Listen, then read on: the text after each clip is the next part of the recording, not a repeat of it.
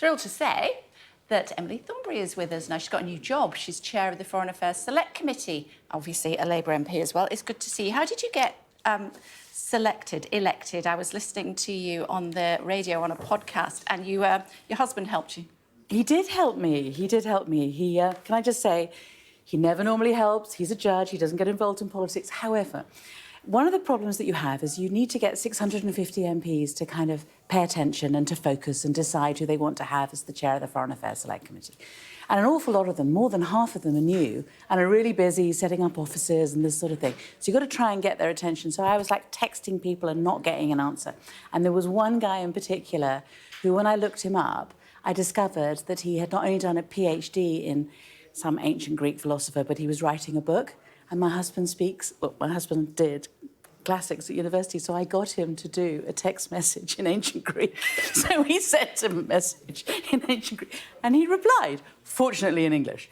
So yes, you have to do all sorts of things. I sent Lib Dems messages saying it's a two-horse race, which is a famous Lib Dem slogan. It sure is. That sort of thing. So yes, it was hard work. It was herding cats is not the metaphor. I don't know what the metaphor is, but it was worse than that. But I'm delighted because it means that I have a mandate from the whole of the House of Commons to be the leader of a committee where we will hopefully, with the authority of the House, be able to look at foreign policy and make sure the government is as good as it can be when it comes to our relationships with the rest of the world. I want to ask you about that, but before that, I also want to ask you how disappointed you were when you weren't in Cabinet.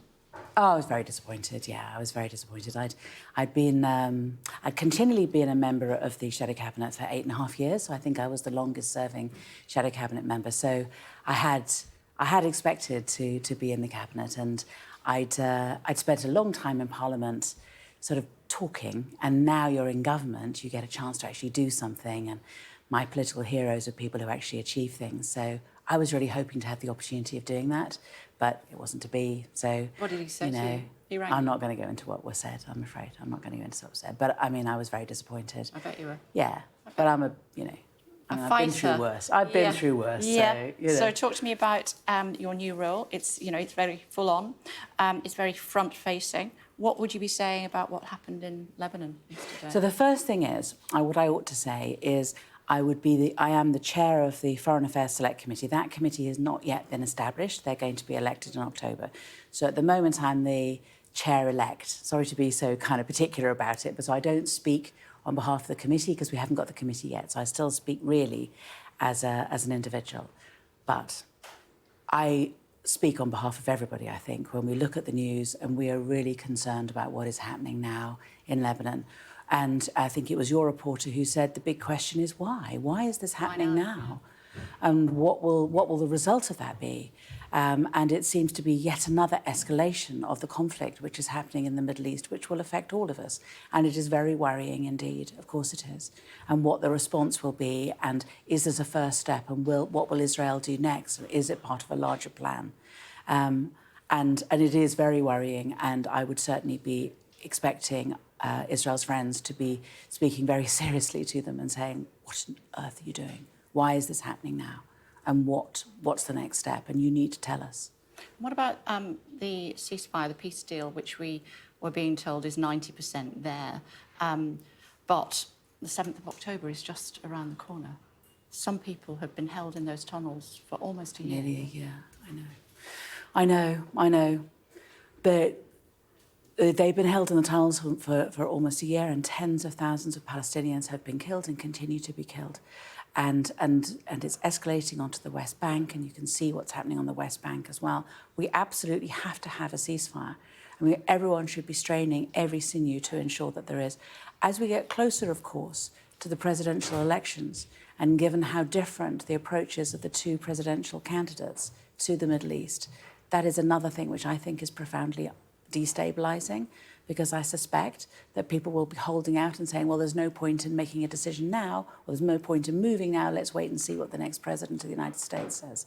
And that's a worry as well. So I think this is our last chance. If we don't get a ceasefire in the next month, then I don't think it'll happen until after the presidential elections. Are you worried about a Trump administration? Well, I think I'm worried about the things that he says. Of course I am. I'm worried about, when he says about Ukraine, he says, oh, well, if I was elected president, I would stop the war in Ukraine whilst I was even still just president-elect. And you think, well, what does that mean? That must mean, presumably, that you just say to Putin, well, OK, you've won. And we can't allow that to happen. We can't allow Putin to move into Kiev, because if he moves there, where will he go next? And and people in Eastern Europe are rightly worried about it, and the rest of Europe should be, because Ukraine is fighting that fight for all of us. We have to stand up to Putin, and we need to support Ukraine, and we have to stand by them. And to have a president of the United States who seems to be or a potential president of the United States indicating that that's not what he would do is very worrying indeed. What should we do about long-range missiles for Ukraine? We still haven't given them permission to use them. Well, I think we should. I think we should let them use them, because I think that what they want to do is that basically they're under bombardment, from sites in Russia. And so in order for the Ukrainians to defend themselves, they need to take out those sites. That's what they need to do. And so they need to use the weapons that we've provided in order to be able to do that. Now, the West needs to do it in agreement. We've done everything in terms of supporting Ukraine with the agreement of all countries who are supporting Ukraine. So you don't think the UK should go it alone? No, I don't think so. And I think those who are saying it are just being silly. I mean, I just don't think they're not thinking strategically. What we need to do is we need to work collectively, because we always have, but also because although it is a French and British weaponry, it would really benefit from the intelligence and there's additional systems assistance that the Americans can give to make sure those weapons are most effective. So, I mean, my money would be on that we are going to agree to it happening, but it may not happen until this week, when the President of the United States meets the Prime Minister of Ukraine. You're not worried about Putin's sabre rattling? I think everybody should be worried about his sabre rattling. But it he has says been if that is allowed, then... No, I hear that. But, he said that about tanks. He said that about us giving any support. I mean, he's continued to sabre rattle. He's continued to try to intimidate the West. Obviously, we need to take these threats seriously, but we need to take them seriously. We need to think carefully about, does he mean it or doesn't he mean it? And the fact that he keeps crying wolf, I think it gives us a bit of heart. Let me ask you about what's going on with your government, your party at the moment, and the fact that they've got themselves, for whatever reason, mired in this cash for clothes and all sorts. What's going on? Well, I think it comes back to this, doesn't it? I think there is something about the public want politicians to be perfect, but they also want them to be human. And so they want us to be turned out perfectly and and not just us, our partners as well. And if you're the wife of a Prime Minister, you have to look absolutely splendid at every moment. But he's a millionaire, he can buy his wife a frock. So she can buy her own frock. I don't know the decisions about who has the money or how much money there is for clothes or anything else, but if there are offers of donations of assistance, then I think you have to say, well, what are the principles behind this? Is it declared? And you need to look at those that are giving these gifts, are they using those gifts in order to have undue influence on the Prime Minister? And if you declare it, and if there isn't any undue influence... Get past for Downing Street. Well, actually, the person we're talking about is somebody who has been in and out of Downing Street during the time when Labour has been in charge for 15 years, 20 years. So he's always been close to, Wahid was close to Tony Blair and was in and out of Downing Street and used to give advice. He's a member of the House of Lords. He is somebody who's always been influential. People have always, I've asked him for advice. Lots of people ask him for advice. He's actually very canny, but he doesn't need to buy anybody a frock for that. His advice is very strong and worth listening to.